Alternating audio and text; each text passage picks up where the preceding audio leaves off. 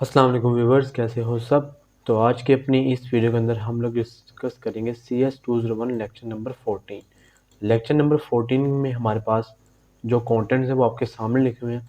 Pointers क्या होते हैं, डिक्लेरेशन ऑफ पॉइंटर्स क्या होते हैं, pointers and call by reference क्या होता है। ठीक है, तो ये 3 टॉपिक्स हैं जो आज हम डिस्कस करने वाले हैं। ओके, तो सबसे पहले देखते हैं पॉइंटर्स क्या होते हैं। उसको समझने से पहले समझ लो कि जब भी आप कंप्यूटर के अंदर, जब भी आप प्रोग्राम में कोई वेरिएबल डिक्लेयर करते हो ना, तो वो वेरिएबल किसी मेमोरी लोकेशन में स्टोर होता है। कंप्यूटर मेमोरी के अंदर जाके स्टोर हो जाता है। ठीक है, अब उस कंप्यूटर की मेमोरी के अंदर हमने फाइंड करना है वो किस मेमोरी लोकेशन पे स्टोर है। जैसे अगर आप रियल लाइफ एग्जांपल लेते हो ना, तो आपके घर का address for example street number हो गया, आपके घर का और घर का जो नंबर हो गया, घर हाउस नंबर हो गया। ठीक है, इसी तरह जैसे आपके घर का एड्रेस होता है ना, इसी तरह जब आप वेरिएबल डिक्लेयर करते हो ना, तो उसका भी एड्रेस होता है कि वो किस मेमोरी के ऊपर इस टाइम पड़ा हुआ है। मेरे पास फॉर एग्जांपल ये कंप्यूटर की मेमोरी है और यहाँ पे एक वेरिएबल डिक्लेयर हुआ है। ठीक है, इसका क्या नाम है, एक्स है। ओके, इसका नाम है एक्स। अब ये वेरिएबल किस मेमोरी लोकेशन के ऊपर पड़ा हुआ है उसको हम बोलते हैं मेमोरी लोकेशन। ठीक है, ओके, तो ये किस तरह फाइंड करते हैं। आप लोगों ने पढ़ा था कि हमारे पास एक वेरिएबल है ना, for example int x is equal to 15। ठीक है, अब अगर मैं इसको सिंपली प्रिंट करूँ सी आउट एक्स, तो ये क्या करेगा, मुझे प्रिंट करके देगा 15। राइट, तो ये मुझे प्रिंट करके देगा 15। अब मैं चाहता हूँ ये जिस मेमोरी एड्रेस पे पड़ा हुआ है ना, मुझे वो प्रिंट करके दे, उसका एड्रेस प्रिंट करके दे। ठीक है, तो एड्रेस फाइंड करने के लिए हम हमेशा जब भी उसको प्रिंट कर रहे हो ना वेरिएबल को, उसके साथ ही एम्परसेंड का साइन लगा देते हैं। क्या लगाते हैं, एम्परसेंड। इसको हम क्या बोलते हैं, इसको हम बोलते हैं एम्परसेंड। आपको समझाने के लिए लिखा हुआ, ठीक है। इसको हम क्या बोलते हैं, एम्परसेंड, या फिर इसको हम रेफरेंस भी बोलते हैं। वो लेक्चर नंबर 30 है आपका, लेक्चर नंबर 30 फाइनल टर्म के अंदर, वो आपको वहाँ पे अच्छे से डिस्कस किया हुआ है इस ऑपरेटर को, तो इंशाल्लाह वहाँ पे पढ़ेंगे इसको। ठीक है, इसको फिलहाल एम्परसेंड ही समझो। तो एम्परसेंड क्या करता है, आपको बताता है कि आपने जो वेरिएबल डिक्लेयर किया है वो इस टाइम कंप्यूटर की किस मेमोरी लोकेशन के ऊपर पड़ा हुआ है। ठीक है, तो अगर मैं इसको इस टाइम रन करूं तो मुझे ये मेमोरी लोकेशन देगा, मुझे 15 नहीं देगा, मेमोरी लोकेशन देगा किसके अंदर, ये मुझे हेक्साडेसिमल की फॉर्म में मेमोरी लोकेशन फाइंड करके दे देगा कि इस मेमोरी लोकेशन के ऊपर आपका ये वाला वेरिएबल पड़ा हुआ है। ठीक है, ओके, फॉर एग्जांपल स्ट्रिंग है मेरे पास नेम। ओके जी, नेम है, उसके अंदर तैमूर पड़ा हुआ है, और ये इंट है, और इसी तरह मेरे पास फ्लोट है GPA, उसके अंदर क्या पड़ा हुआ है 3.5। ठीक है, इसी तरह मेरे पास करेक्टर है, ग्रेड है, उसमें मैंने A ग्रेड रखा हुआ है। ठीक है, अब मैं चाहता हूँ ये किस किस एड्रेस पे पड़े हुए हैं वो मैं फाइंड करूँ, तो कैसे करूँगा, आपको समझाने के लिए मैंने कहा सी आउट नेम। ठीक है, लिव्स एट, ये कहाँ पे रहता है, एम्परसेंड नेम, ये उसका एड्रेस बता देगा। ठीक है, इसी तरह सी आउट, मैंने कहा एक्स लिव्स एट, ठीक है जी, ये कहाँ पे रहता है, इसका एड्रेस कहाँ पे है, एम्परसेंड एक्स। ठीक है जी, एड्रेस फाइंड करना तो एम्परसेंड लगा देना शुरू में। इसी तरह मैंने कहा GPA, ठीक है जी, लिव्स लिव्स एट तो मैंने कहा एम्परसेंड GPA। ओके, इसी तरह मैंने कह दिया सी आउट, मैंने कहा ग्रेड। ठीक है, मैंने कहा लिव्स एट, कहाँ पे रहता है ये, एम्परसेंड ग्रेड। ठीक है, तो ये मुझे उनके मेमोरी एड्रेसेस भी प्रिंट करके दे देगा। तो ये देखो आपके सामने आउटपुट में क्या आया, सबसे पहले आया तैमूर लिव्स एट, ये उसका मेमोरी एड्रेस। और देख लो, क्या गौर से देख लो, ये हमेशा चेंज होते हैं, ये ना समझना कि सेम ही है। ठीक है, तो 15 लिव्स एट ये वाली मेमोरी एड्रेस पे, 3.5 लिव्स एट ये वाली मेमोरी एड्रेस पे, और जो A है वो लिव्स एट A। तो मैंने ख्याल से मैंने यहाँ पे ग्रेड के साथ A लगा दिया। हाँ ठीक है, तो इसके केस में ये A ही प्रिंट करें क्योंकि वो एक सिंगल कैरेक्टर है ना। तो आई थिंक अगर मैं यहाँ पे B लिखूँ, तो अगर इसका मैंने एड्रेस निकालना है तो क्या आएगा मेरे पास, B आएगा। तो वो हेक्साडेसिमल के फॉर्म में और कैरेक्टर मतलब कंप्यूटर की फॉर्म में वो बी ही समझ रहा है उसको, उसका एड्रेस जो है, ठीक है। अब हमारे पास जो क्वेश्चन आता है हमारे पास, अब बात करते हैं पॉइंटर्स। तो पॉइंटर्स क्या होते हैं? अब देखो दोबारा सी आउट अगर मैं करूं, मैंने कहा एम्परसेंड लगाओ एक्स, ठीक है, तो ये क्या करेगा, मुझे उसका एड्रेस देगा, किसका, एक्स वेरिएबल का। तो एक्स वेरिएबल का एड्रेस आ गया। अब अगर मैं इसके शुरू में ब्रैकेट्स लगाकर, ऐसे ब्रैकेट्स लगाकर इसकी स्टार्टिंग में ये स्टेरिक्स का साइन लगा दूं, तो ये मुझे उस लोकेशन के ऊपर जहाँ पे ये वेरिएबल पड़ा हुआ है उसकी वैल्यू दे देगा ठीक है, उसकी वैल्यू दे देगा। तो एम्परसेंड क्या करता है, मुझे एम्परसेंड जो है ना, एम्परसेंड एम्परसेंड वो देता है वैल्यू, ठीक है, वो क्या देता है, जो एम्परसेंड है वो क्या देता है, वैल्यू, ठीक है।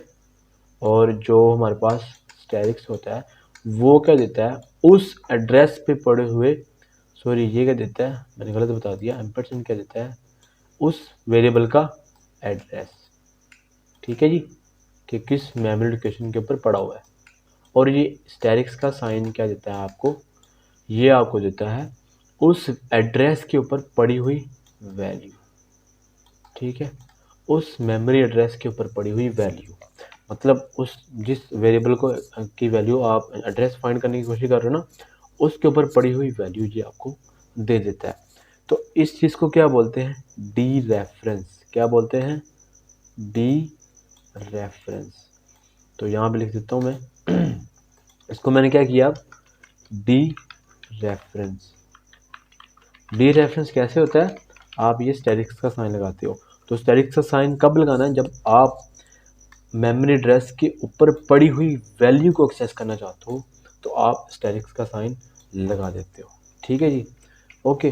तो अब बात करते हैं पॉइंटर्स की। पॉइंटर्स क्या होते हैं, पॉइंटर्स होते हैं, पॉइंटर्स वेरिएबल्स ही होते हैं, ये बात है, पॉइंटर्स आर दी वेरिएबल्स, ठीक है, विच store the address of the variables, ठीक है। तो पॉइंटर्स क्या होते हैं, वेरिएबल्स ही होते हैं, वो क्या करते हैं, किसी दूसरे वेरिएबल्स की एड्रेस को स्टोर करते हैं, ठीक है। अब फॉर एग्जांपल मेरे पास एक वेरिएबल है इंट एक्स, इसमें क्या पड़ा हुआ है, फॉर एग्जांपल 32। अब इसका मैंने एड्रेस किसी वेरिएबल के अंदर स्टोर करवाना है, तो मैं कैसे स्टोर करवाऊंगा, मैं पॉइंटर को डिक्लेयर करूंगा। पॉइंटर को कैसे डिक्लेयर करते हैं, सिंपल डेटा टाइप, जिस टाइप का आपने पॉइंटर डिक्लेयर करना है, और फिर ये स्टैटिक साइन, ठीक है। फिर जैसे आप वेरिएबल का नाम लिखते हो जैसे इसी तरह पॉइंटर का नाम भी आएगा। अब यहाँ पे कुछ भी लिख लो, वाई लिख लो, एक्स लिख लो, एक्स नहीं लिखना क्योंकि एक्स हमने पीछे डिक्लेयर किया हुआ है, सेम नहीं होना चाहिए, ठीक है। सी लिख लो, ए लिख लो, लेकिन as you follow the convention तो मीनिंगफुल नेम होना चाहिए। तो मैं इसको अगर PTR लिख दूँ तो ये क्या होगा, पॉइंटर। अब ये स्टोर क्या करता है, एड्रेस स्टोर करता है। तो एड्रेस कैसे स्टोर करते हैं, इसके अंदर आपने पढ़ा था एम्परसेंड साइन लगा के, और ये हमने जिसका एड्रेस स्टोर करना है उस वेरिएबल का नाम यहाँ पे लिख देना है। तो उसने स्टोर कर लिया है एड्रेस को। और एक और चीज़, जिसका एड्रेस आपने स्टोर करना है उसी टाइप का आपने पॉइंटर बनाना है। फॉर एग्जांपल मैंने इंटीजर का अगर एड्रेस स्टोर करना है तो मैं उसको इंटीजर के पॉइंटर के अंदर ही स्टोर करूँगा। अगर मैंने नेम का एड्रेस स्टोर करना है तो स्ट्रिंग का करना है तो स्ट्रिंग के पॉइंटर के अंदर करूँगा। और अगर मैंने कैरेक्टर करना है तो कैरेक्टर के पॉइंटर के अंदर ही करूँगा। इसी तरह फ्लोट का करना है तो फ्लोट के पॉइंटर के अंदर ही करूँगा। डबल का है तो डबल के पॉइंटर के अंदर ही करूँगा, ठीक है।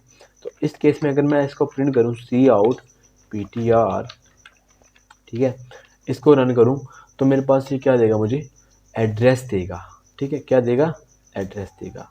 या तो आप ऐसे कर सकते हो या फिर आप पहले क्या करो, आपने ऐसे डिक्लेयर कर दिया, फिर बाद में PTR के अंदर आप एड्रेस रख दो, तो ये असाइनमेंट होगी ना। अब PTR को जब आपने सिंपल PTR को प्रिंट करना है ना, तो ये आपको उसका एड्रेस देगा, ठीक है, उसका एड्रेस देगा, उसके एड्रेस के ऊपर पड़ी हुई वैल्यू नहीं देगा। तो वैल्यू कैसे लेनी है आपने, इसी तरह स्टैरिक्स PTR, जैसे यहाँ पे आप लोगों ने किया था, राइट, ऐसे किया था ना आपने। तो उसको हमने अगर उसकी वैल्यू एक्सेस करनी है तो मुझे ये डी रेफरेंस करना पड़ेगा इसको। तो अब उसके ऊपर जो वैल्यू पड़ी हुई है वो 32 है, तो अगर इसको एक्सेस करूँ ये 32 प्रिंट कर देगा, ठीक है। अब देखो एक और चीज़, अब अगर मैं वैल्यू चेंज करता हूँ एक्स की, x is equal to for example 14, ठीक है, और अगर मैं सी आउट करवाऊँ एक्स को, ठीक है, तो सी आउट करवाऊँ स्टैटिक पीटीआर को, तो आप लोगों ने देखते हैं कि दोनों जगह पे वैल्यूज़ चेंज हो चुकी हैं। क्या हो चुकी हैं? दोनों दोनों जगह पे वैल्यूज़ चेंज हो चुकी हैं। मैंने वैल्यू तो चेंज की थी किसकी? एक्स की चेंज की थी, राइट। तो वैल्यू किसकी चेंज होगी?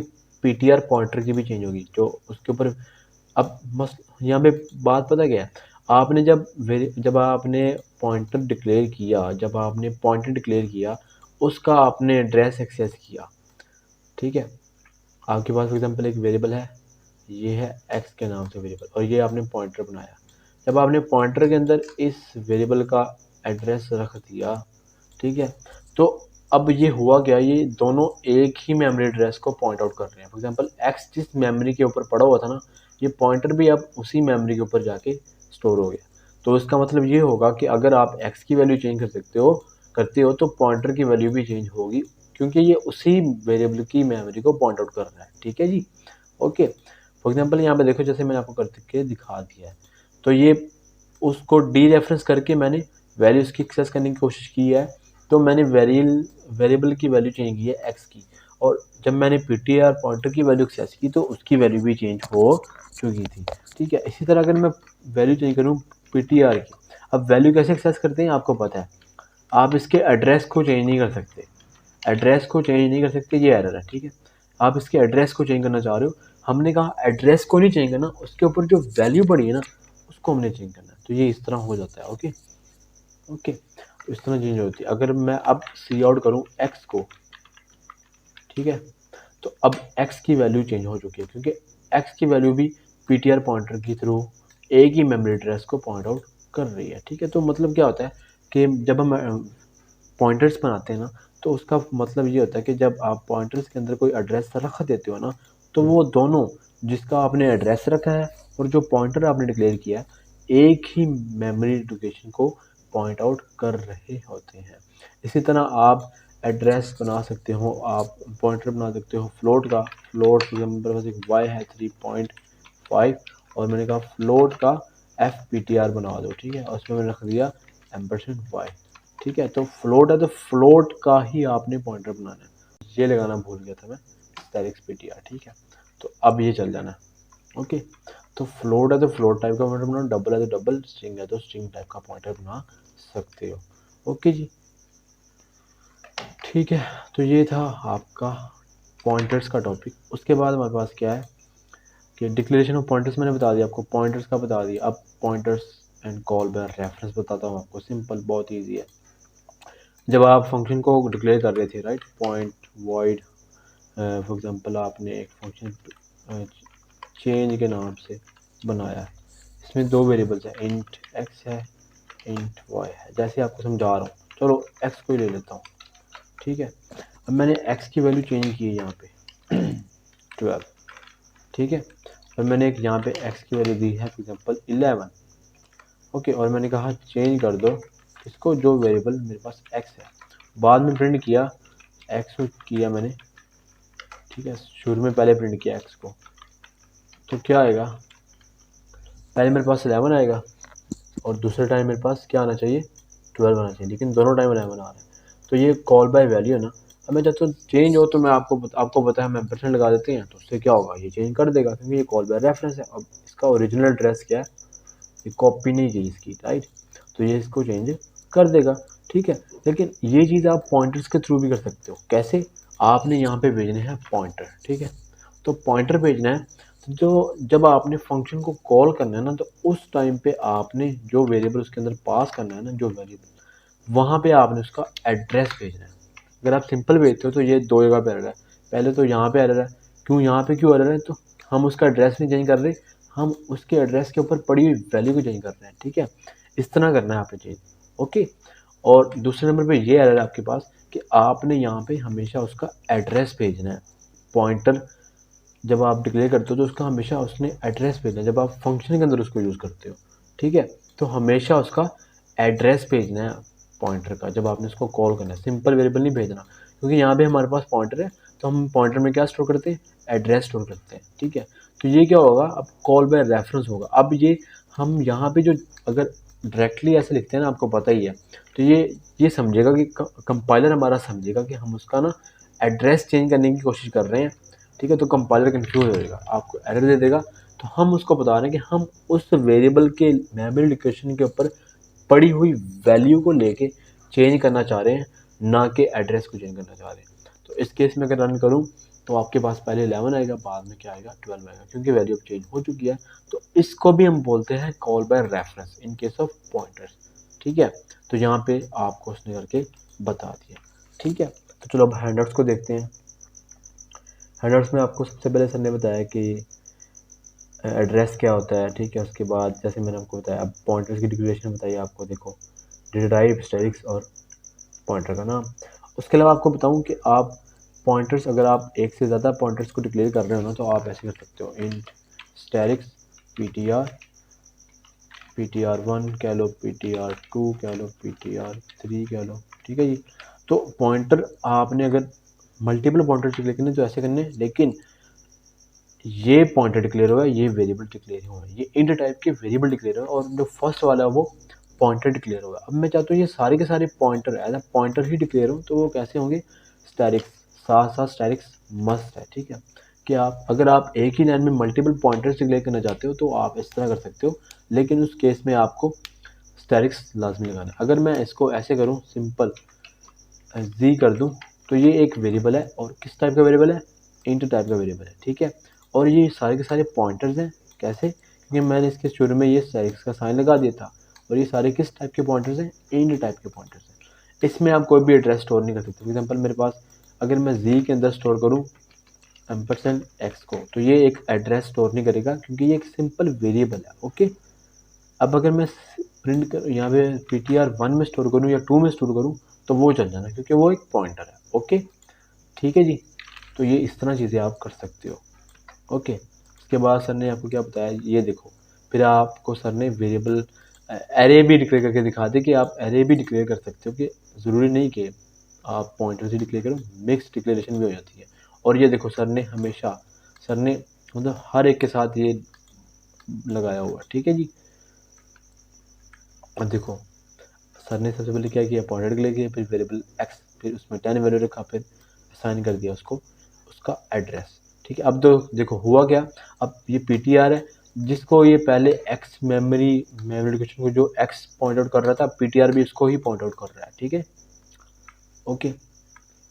अब देखो मैं चाहता हूँ कि मेरे पास जो पॉइंटर है उसकी वैल्यू चेंज करूँ। फॉर एग्जाम्पल मेरे पास एक वेरिएबल है इंट एक्स, उसमें क्या पड़ा हुआ है, फॉर एग्जाम्पल उसमें पड़ा हुआ है 16, और मेरे पास एक पॉइंटर है इंट स्टैटिक्स ptr, ठीक है। उसके अंदर मैंने इसका एड्रेस स्टोर कर दिया है एंड एक्स, ठीक है। अब मैं चाहता हूँ मैं पॉइंटर के थ्रू एक्स की वैल्यू चेंज करूँ, तो कैसे करूँगा, पॉइंटर इक्वल टू पॉइंटर, इसमें एडिशन कर सकता हूँ, सब्ट्रैक्शन कर सकता हूँ, ठीक है, पॉइंटर +2, ठीक है।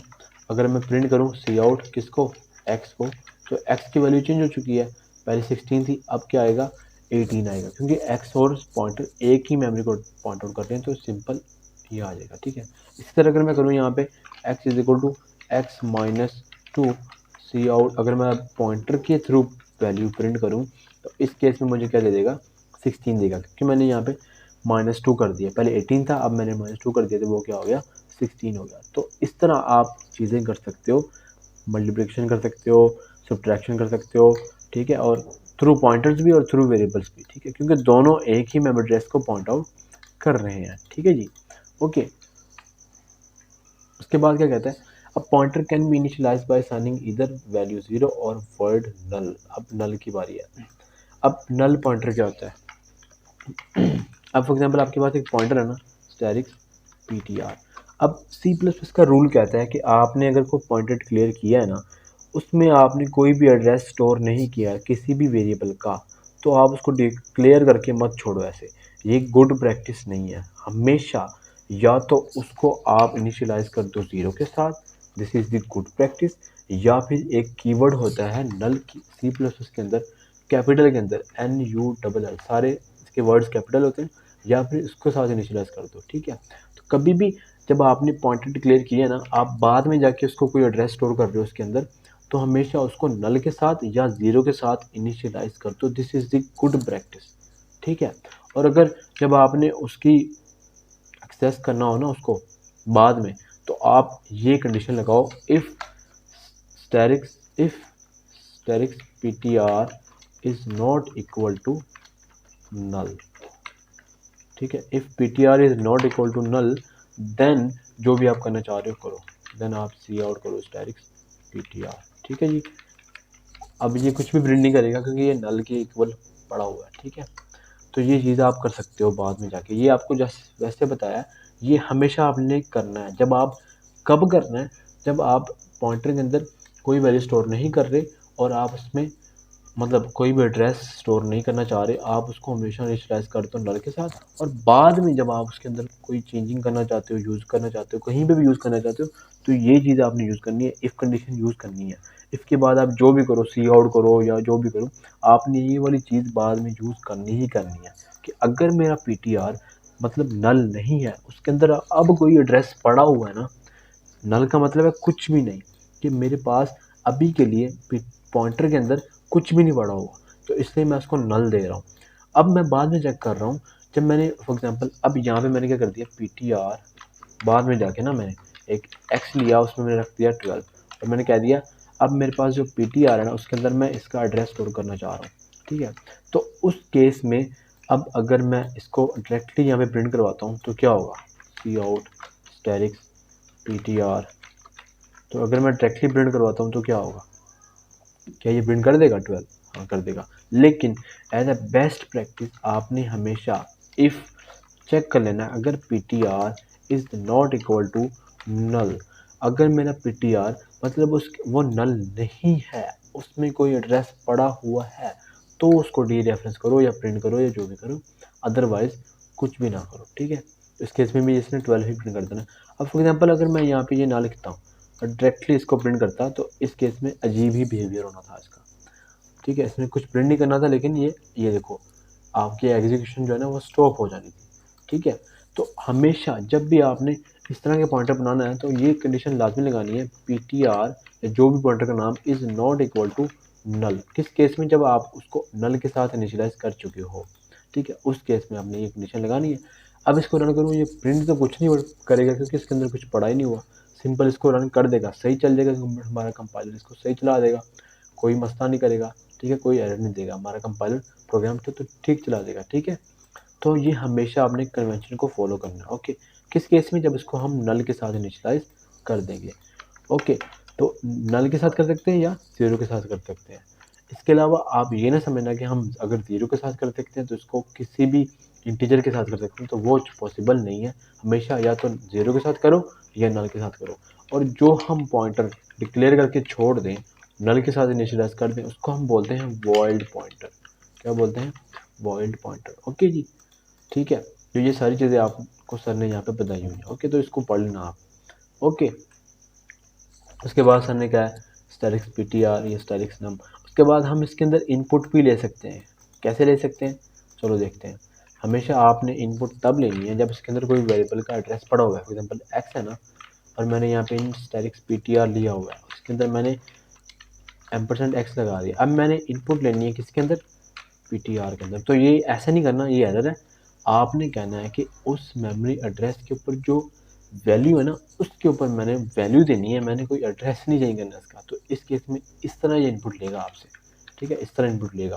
और जब आपने इसको प्रिंट करवाना है, अब देखो मैं अगर सी आउट करवाऊँ एक्स को, क्योंकि ये वैल्यू किसके अंदर जा रही है, ये पॉइंट आउट किसको कर रहा है, एक्स को, तो ये एक्स के अंदर वैल्यू जाकर स्टोर हो जाएगी और ये आपको प्रिंट करके दे देगा जो यूज़र एंटर कर लेगा, ठीक है। इसी तरह आप इसके अंदर जो यूज़र इनपुट करे वो भी आप इसके अंदर स्टोर कर सकते हो, क्योंकि 12 है तो 12 स्टोर हो जाएगा, ठीक है जी, ओके। उसके अलावा क्या कर सकते हो आप, बबल सॉर्ट एग्जांपल, ये इसको छोड़ो, ठीक है, इतनी लंबी एग्जांपल हमने करनी नहीं है, ये आपको अलग से करवाऊंगा इंशाल्लाह। इसके अलावा क्या हमारे पास, इसके अलावा कॉल बाय रेफरेंस देख लिया। हाँ, ये चीज़ इंपॉर्टेंट बहुत ज़्यादा है। कहते हैं अब यहाँ पे थोड़ा सा ना ट्रिक किया, अब कॉन्स कीवर्ड हम लगाते हैं जब हम उसको फंक्शन के अंदर पास करते हैं पॉइंटर को। कैसे, कहते हैं use of const is declaration statement is little tricky. अब अगर हम पॉइंटर के शुरू में, जब पॉइंटर का नाम है उसके शुरू में कॉन्स्ट लगा दें, उसको एड्रेस स्टोर कर दें, तो उसको हम क्या बोलेंगे, माई पी टी आर, ये पॉइंटर का नाम is a constant pointer to an integer, कि ये कॉन्स्टेंट पॉइंटर है इंटीजर के लिए। ठीक है, आप यहाँ पे कॉन्स्ट लगा सकते हो, जैसे यहाँ पे देखो, यहाँ पे आप कॉन्स्ट लगा सकते हो। ठीक है जी, तो ये क्या है, constant pointer to an integer.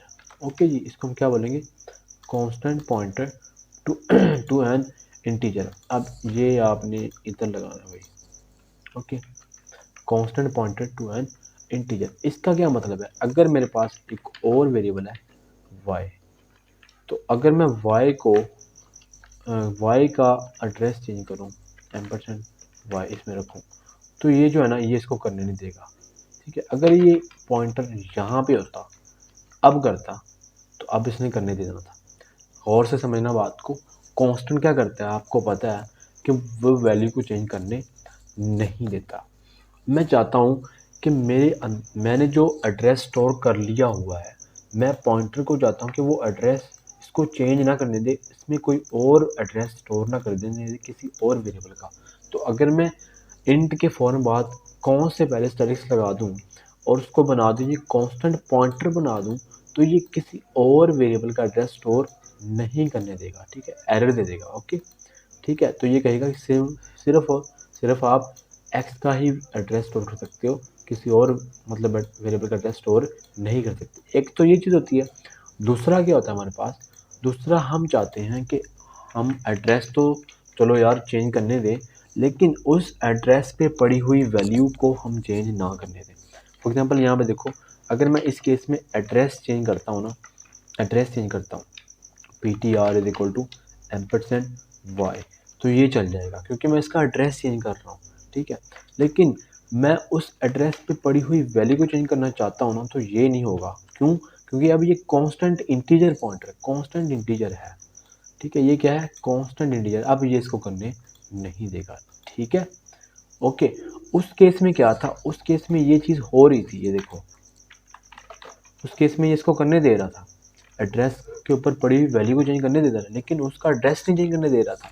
लेकिन मैं चाहता हूँ एड्रेस तो चेंज करने दे, लेकिन उस एड्रेस पे पड़ी वैल्यू ना चेंज हो, तो हम उसको कॉन्स्ट पॉइंटर लिख देते हैं। तो इस केस में ये इसकी वैल्यू नहीं चेंज करने देगा। ओके, जो वैल्यू इसको दोगे एक्स के अंदर वही रहेगी। अब फॉर एग्जाम्पल अगर मैं एक्स की वैल्यू चेंज करूँ, तो क्या एक्स की वैल्यू चेंज होगी? हाँ, एक्स की वैल्यू चेंज हो सकती है, लेकिन उस एड्रेस पे पड़ी जो मैंने इसको वैल्यू दे दी है ना, अब वो इसके थ्रू मैं चेंज नहीं कर सकता। तो आई होप ये क्लियर हो गया होगा। ओके, उसके अलावा आपको कहता है कि जब भी आप चाहते हो ना function reference without changing the value stored at that address, ठीक है, उस एड्रेस पे बड़ी वैल्यू चेंज ना हो, तो हमेशा आप फंक्शन के अंदर कॉन्स्ट के साथ पॉइंटर को भेज देते हो। जैसे यहाँ पे ऐसे वॉइड सॉरी प्रिंट या जो भी कह लो आप, कॉन्स्ट इंट स्टेरिक्स ptr, ऐसे आपने भेजना होता है। ठीक है, आप लोगों ने हमेशा आगे जाके ये चीज़ देखनी है। ठीक है, तो आप इस तरह भेज देते हो। ओके, ठीक है जी। उसके बाद सर ने आपको एग्जाम्पल 2 करवाई और यहाँ पे आपका लेक्चर एंड हो गया। और लेक्चर एंड करने से पहले आपको ना एक्सरसाइज आई थिंक दी हुई है, इंशाल्लाह ये हम करेंगे। ओके, तो आई होप गाइस आपको वीडियो अच्छी लगी होगी। अगर वीडियो अच्छी लगे तो भाई लाजमी दोस्तों के साथ शेयर करना और मेरे चैनल को भी सब्सक्राइब करना। मिलते हैं इंशाल्लाह नेक्स्ट वीडियो के अंदर। अल्लाह हाफिज़।